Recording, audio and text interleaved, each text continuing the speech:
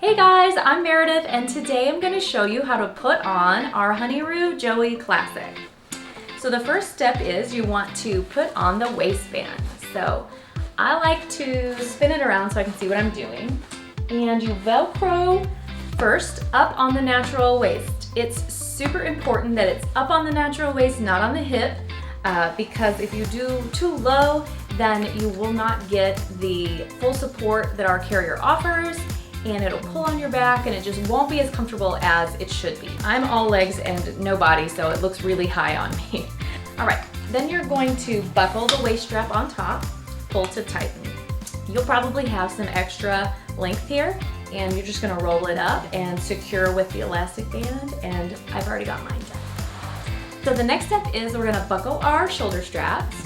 So you just lay them over, find the buckles, and then crisscross behind your back.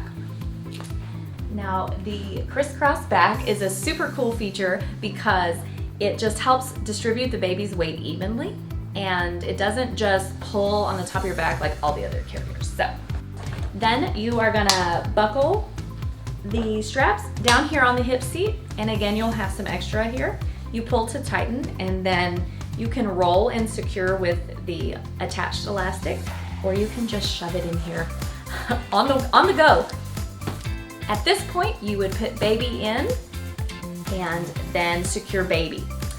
So you're just gonna squeeze the sides of this onto both of the shoulder straps here. And that's it, you guys. So 3 easy steps: buckle the waist, buckle the shoulders, and buckle baby. So let us know if you have questions, and we will talk to you soon. Bye.